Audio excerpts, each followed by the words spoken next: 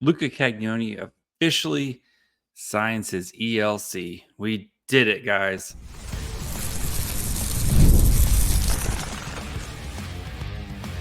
You're Locked On Sharks, your daily podcast on the San Jose Sharks, part of the Locked On Podcast Network, your team every day.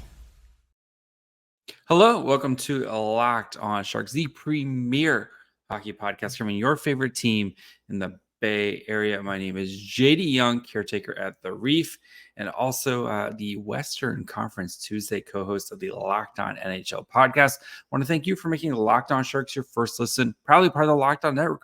We cover your team every day. And if you want to be an everydayer, all you have to do is just follow wherever you get podcasts, or you can watch this on YouTube as well. And today, Luca Cagnoni signs his ELC. So we're going to be talking about that, talk about his year, kind of do a nice time to dig into his season, and then where he plays next season, because I think that's the big question behind with every Sharks fan is, when do we get to see Cagnoni in San Jose? And it might be sooner than possible. Then we're going to take a step, kind of a global view at the Sharks defensive prospect pool.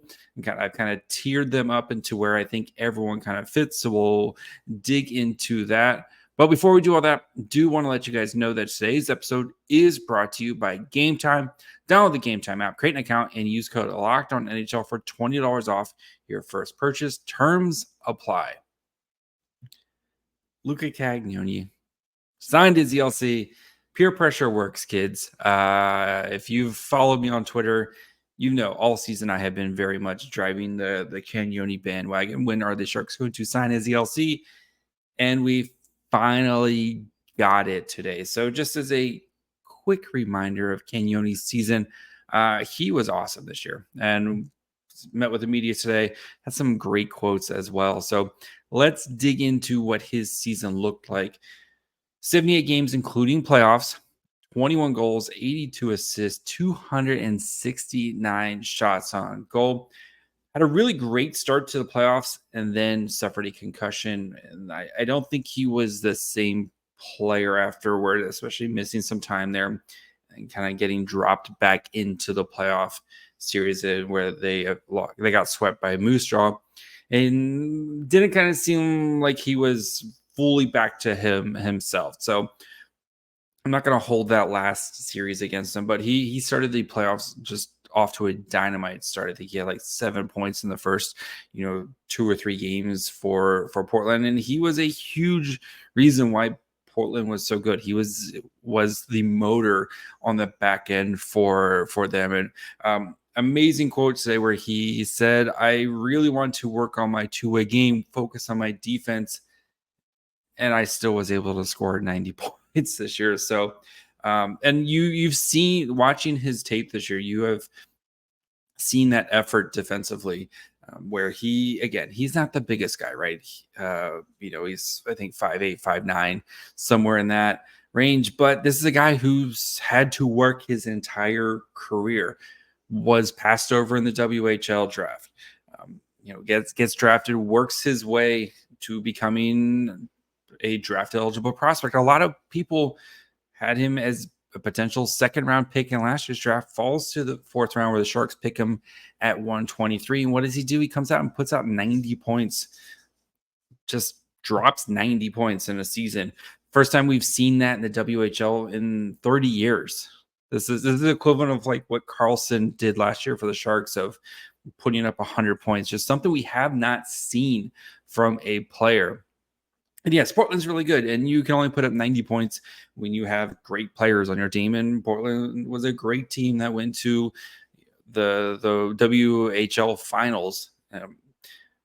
But Cagnoni was a massive, massive piece of that. So looking at Byron Bader's model, you can see his is very much scoring driven, right? As a draft eligible year, he was considered to be a 16% star probability. So for just kind of as a quick refresher, a star for a defenseman is a career 0.45 points per game. So you basically score 0.45 points per game for your career. He's now jumped from a 16%, which is ridiculously good in the fourth round. That's value, right? He's kind of taking those starts to a 31 percentile player in that. So 31% chance that Cagnoni is going to be a star producer in the NHL. His NHL probability went up from 58% to 65%. His NHLE, which is basically the equivalent. So if you take what you do is you take kind of the league you play in, WHL. They have a formula. They have to run it through the formula and see how many points he would. At the pace he scored in the WHL, he would have scored 34 points, which would have led the Sharks' defensive core.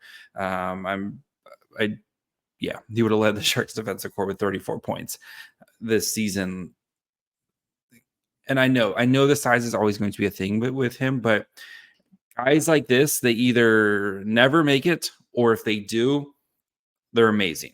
And I'm going to bet on the amazing with Cagnoni. Some of his comps after this season, Aaron Ekblad, Adam Fox, David Yurchik, like he doesn't play that way, but it's kind of the production. And those guys are all good players, great players, are on their way to being good players. So this feels like a home run pick for San Jose. So I think that begs the next question is, where do we see Cagnoni next year? So he is 19. He turns 20 in December.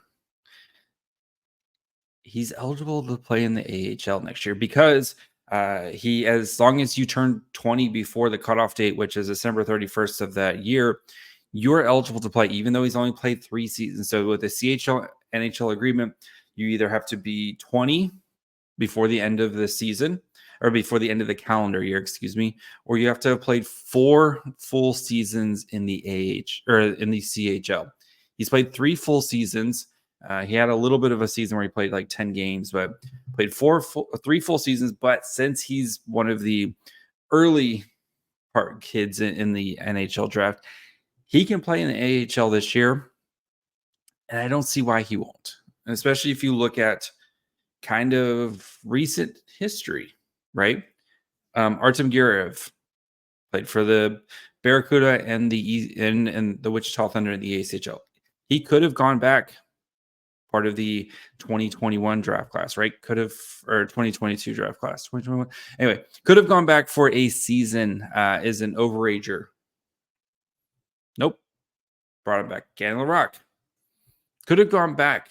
Guy who missed basically all of last season due to an injury. He played 4 games, right? The Sharks and Bear, they wanted him in San Jose. Maybe with Larocque, it's more of a you can focus on his recovery type of player. Jake Furlong can go back next year to the Q. I don't see it happening. I think the Sharks want to see these young guys growing together. And I would be surprised, to be honest, if Luca Cagnoni goes back. And he hung around for a little bit with the Sharks before going back to Portland. They had him last year with the training camp.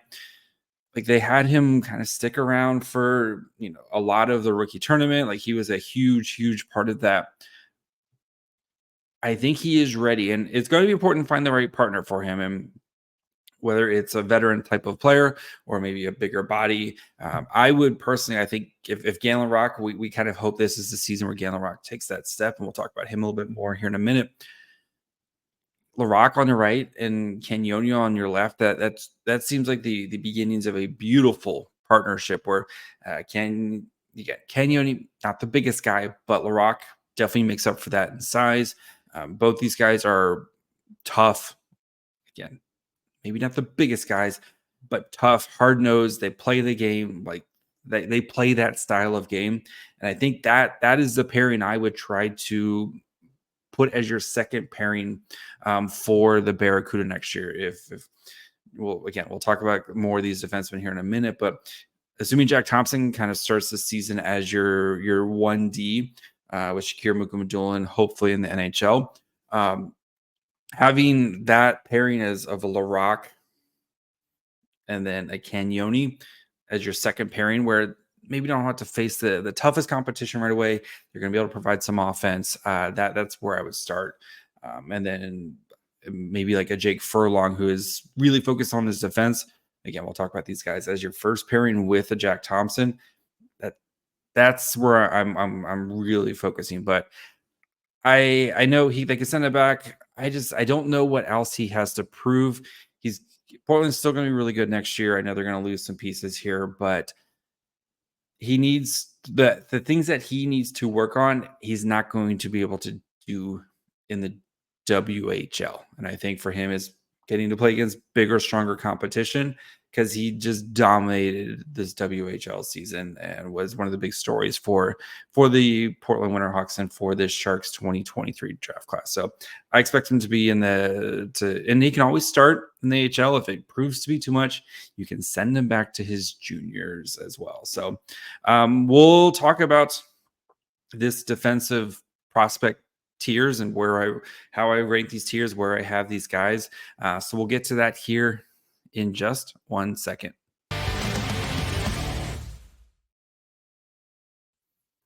Game Time is an authorized ticket marketplace for the NBA, and it makes getting playoff tickets even faster and easier. Prices on the Game Time app actually go down the closer it gets to tip-off.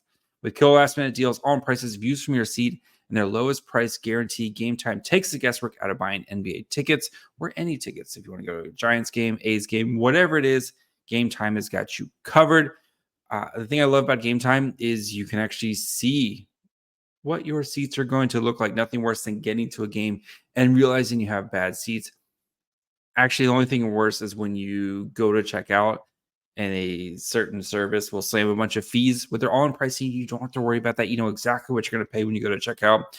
So check out Game Time. They have the lowest price guaranteed.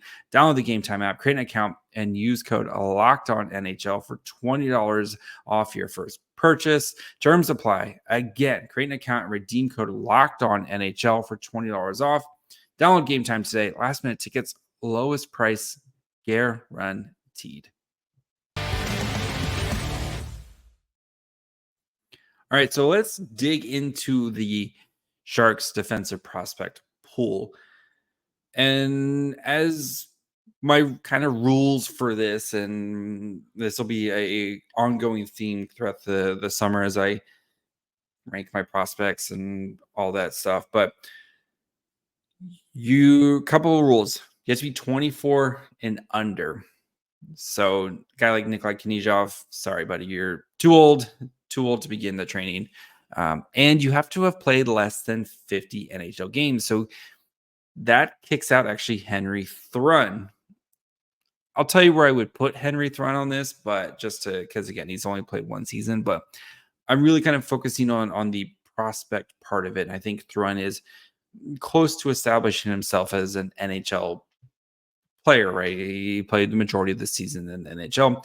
He's going to be on the NHL roster next year unless something horribly goes wrong or the Sharks do something crazy. But like you kind of know what Henry Thrun is trending to be. And it doesn't mean Thrun has stopped developing. Again, you have to put a cutoff somewhere. And I like the 50 game mark for players. And that age 24 is, again, kind of where I like to focus. So I have 5 different tiers. So lowest to highest, we have a replacement level tier. These are your guys who are probably more like AHL type of players, or you're never really going to see these guys in the NHL, or if you do, it's because of a lot of injuries, but they just kind of get washed in, washed out, right? These are unfortunately. I have below average players. So these are players who are usually on a good team, maybe like your 6th defenseman, 6th or 7th defenseman, or like really, really high-end AHL players where maybe they have really long AHL type of careers. Think of somebody like Andrew Agozzino, right? Great AHL player, just never really could kind of stick in the NHL. I know he's a forward, but that's what you're kind of thinking about. Next, you have average NHL players, and these were guys who would be on most rosters. Maybe if you're like a superstar roster, but for the most part, these are guys who would stick to most rosters. Then you have quality players. These are basically like good players who I think are going to be good. Maybe on most teams would probably be your second pairing to, kind of that borderline between a second and first pairing defenseman. If you're a team that doesn't have a true number one, you're probably playing number one minutes, or you're because of necessity. But you're on a good team, on like a championship quality team, you're probably more like a really, really high end second pairing type of guy. Then you have franchise cornerstones. These are your going to be your best of your best type of players. These are players who you build your pillars, right? These are players who you think are going to be pillars long term. Spoiler, I don't think the Sharks have a franchise cornerstone in their defensive group. And that's okay. They're really hard to find. So let's break down where I have these guys. So replacement level, Evgeny Kashnikov, who's playing over in KHL. We probably won't ever see him. And another thing, these are guys who are either drafted by the Sharks or have NHL contracts. I didn't go through all the AHL guys because most of those guys usually don't like AHL contracts. They don't really very rarely do you see those guys kind of work your way up. If they do, they're usually like replacement level or below average type of players. But just focusing on what the Sharks have. So Evgeny Kashnikov, who was a draft pick in 2020, over in the KHL, we're probably never, ever going to see him. So Valtteri Puli, who the Sharks signed last year, he had a very up and down season, and I think he's going to be one of those guys who either just sticks around the AHL or probably goes back to Europe. I know there's a lot of intrigue with him. He's 6'6", and he does play he does move pretty well for a 6'6" guy, but I still see some questions with his decision making. And just the way he processes the game maybe isn't as quick as I would prefer. So those are those two guys on there. The next slide is the below average guys. So again, all the Sharks players, you're going to see most of these guys haven't really been able to make an impact yet. So Eli Barnett, the Sharks' 7th round pick from a couple seasons ago, played this season in University of Vermont. Another big guy, is not going to be known for his offensive prowess, but he's big. He plays a very tough defensive game. But again, I see him probably as a tweener AHL, NHL type of guy. Artem Girev played this year with the Barracuda and then with the Wichita Thunder, kind of the same, where you saw a little bit of the offense there, but very much a hard-nosed defensive defenseman, stick up for his teammates type of guy. Again, I could see him being that 6th or 7th defenseman, almost very much. That's where I'm kind of picturing him. Michael Fisher, Sharks picked from a couple seasons as well, did lose basically an entire season because of a knee injury, and played this year almost went from from high school straight to college without that USHL season. I think he played 14 USHL games as he's recovering from his knee injury. You saw in high school he was insane offense, but no defense. At Northeastern this year, it was very much a focus on the defense and was not asked / given an opportunity to do much offensively. So if he can kind of pair those things together, you could definitely see him maybe work. I think out of the group here, him and Axel Landon are the two guys where I think can kind of move up here. But just based on what we've seen so far, that's kind of where I have him picked as, again, probably that AHL, NHL tweener type of player, maybe your 6th or 7th defenseman. And then same thing with Axel Landon. Didn't get a chance to watch him too much. I know he kind of dealt with some injuries at the end of his season over in Sweden. He's going to be over in Sweden for the next couple of years, kind of working and developing on his game. So we'll continue looking at the next tiers here. So we'll look at, I think it's going to be average NHL players and who I think are going to be quality NHL players here in just 1 second. There's no I in team, but there is one in Indeed, and that's the hiring platform you need to build yours. When you're hiring, you need Indeed. Indeed is the hiring platform you can attract, interview, and hire all in one place. Instead of spending hours on multiple job sites searching for candidates with the right skills, Indeed's a powerful hiring platform that can help you do it all. We streamline hiring with powerful tools that help you find match candidates. With Instant Match, over 80% of employers get quality candidates whose resume on Indeed matches their job description the moment they sponsor a job, according to Indeed Data US. So join more than 3 million businesses worldwide that use Indeed to hire great talent fast. Start hiring now with a $75 sponsored job credit to upgrade your job post at Indeed.com/lockedon. Offer good for a limited time. Claim your $75 credit now at Indeed.com/lockedon. Indeed.com/lockedon. Terms and conditions apply. Need to hire? You need Indeed. All right, so let's finish up here by discussing the rest of the Sharks defensive prospect pool. So,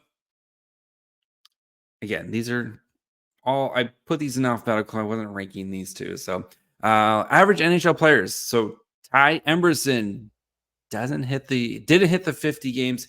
If he had stayed healthy, he would have hit the 50 games. But you can see the defensive prowess there. I really, really liked his game, but your best ability is your availability, and Emberson struggled with injuries this year. So hopefully this is one of those things where he can kind of overcome that and continue to work. And really, I was really impressed with what I saw out of TyEmberson. Again, limited sample size, but you see the defensive game there. And I think given a chance to show some offense, you're going to be, I think he can really kind of grow and develop in that game. I was very, very impressed with TyEmberson. Jake Furlong, I think, is going to be kind of in the same mold as a TyEmberson, where maybe the offense isn't quite there compared, especially what we saw in the queue, right? Really, I think took a small step back offensively, but he was asked to carry the load defensively for Halifax this year. And I think he really honed that aspect of the game, where we've seen him put up offensive numbers with Halifax a couple of seasons, but this season really, really wanted to focus in on the details of his defense. And I think playing in the AHL, he's going to kind of continue that to work his way. Again, I don't think he's going to be a good or great like two-way player. I think he can be a really nice defensive stalwart type of player who's maybe a second pairing type of guy who's partnered with someone who's a little bit more offensively gifted, but he can kind of help overcome some of those guys, especially for a guy, again, you got in the 5th round. He's really developed nicely, and I'm excited to see what he does with the Barracuda this year. Galen Rock, he's a guy who has kind of lost the last 2 seasons because of injuries, and you worry about that. But I still think there's a lot there. He's still really, really young compared to some of his other guys. You know, he was one of in his draft class, some of the other guys, he was a very, very late birthday, where almost cut into the next draft class. If he can overcome some of his injuries and go back to what we saw from his draft season or after his draft year, that D+1 year, I think that game is still there. It's the injuries. You hope that they haven't sapped whatever potential is going to be there from LaRock. But this guy works extremely hard, is always in the gym. And I think, again, working his way back, I think he can be a very nice complementary partner. Again, maybe a guy who's a little bit more offensively gifted, but can help kind of cover that. Eric Polkamp, massive season for in college this year for Bemidji State, as they made a really long run. Now transferring to the University of Denver. I'm excited to see what he's going to do there with stiffer competition, because, to be honest, Bemidji, watching him play with Bemidji in a couple games, I don't want to say it looked too easy, but I'm excited to see. Again, as an overager guy, should be ready to face some of this bigger competition. I think playing for Denver, who is great at development, great system, great team, they're going to continually be good. he's going to play in some really big games here, and I think we'll see Holtkamp kind of continue to see his stock rise. And then Jack Thompson, again, a player who I debated about where to put him, but I think for him, a little bit of a rough slow start with the Barracuda, and that's to be expected, right? For a guy who was playing with Syracuse, kind of was the guy with the Syracuse Crunch, then had to take a little bit of a backseat to Shakir Mukhamadullin. I know Mukhamadullin kind of missed a lot of time at the end of the season, and Thompson, again, sliding into a new spot midseason. I'm not going to try to hold too much against him. I liked what I saw from him also in his very, very limited NHL time, but I think Thompson is, again, another guy who can probably looking towards that maybe bottom six middle pair type, or bottom pair middle, your 4-5 type of defenseman. So and then that gets to our quality NHL players. These are guys who I think are just gonna be good. Luca Cagnoni, again, we spent the whole first 10 minutes of the show talking about him. If you somehow missed that, go back in this. I think Cagnoni, it's, again, these guys like Cagnoni are either going to make it to the NHL and they're going to be awesome, or they're just never going to make it, right? And I think he's got, not only does he have the skill, I just think he's got the mindset to be that guy. So Matthias Havled started the season really well with the SHL and kind of slid off there. As I think they were really focusing on the playoff push for Linkoping, and I think maybe he kind of fell out of favor as they were trying to maybe go a little bit more established players. So I think next year's a big season for Havled in his development. Again, we still has plenty of time. We don't have to worry about when he's going to be coming over. But again, I think next year, kind of letting him be the guy, hopefully he can earn that role. And then you can kind of talk about where he goes from there. But again, kind of in the Cagnoni, where I think he's a little bit bigger, a little bit sturdier frame than Cagnoni. But those type of guys, they are either really good or they just kind of don't make it. And I think between Cagnoni and Havled, one of these guys is gonna pop for the Sharks. So, and then Shakir Mukhamadullin, I fully expect him to start the season on the Sharks next year. I think he's going to be great. I think, yeah, there's still some questions about, some of his technical, his turning, especially kind of from skating backward to turning, especially with a bigger guy like that. But he's big, he's smart, he's offensively gifted, and you've seen his development just rapidly increase as he's gotten used to the North American game.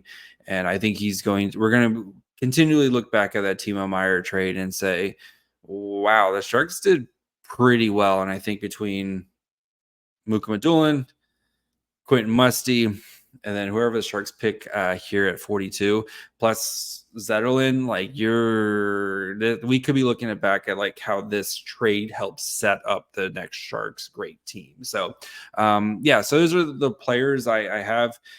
Henry Thrun, if I had to pick, I would have him in the kind of the tier right below this one. I would have him in the average NHL player, where I think he's going to be a really solid 4-5 for a team. Maybe, and I've said it before and I'll say it again, I think he's just going to play a bajillion games in the NHL and just be one of those guys, like a Dylan DeMello type of guy who just sticks around for a long time because he's really smart. He makes the right play more times than not. And he's just, I think very highly of Thrun and where he sits. So that's going to be it for me today.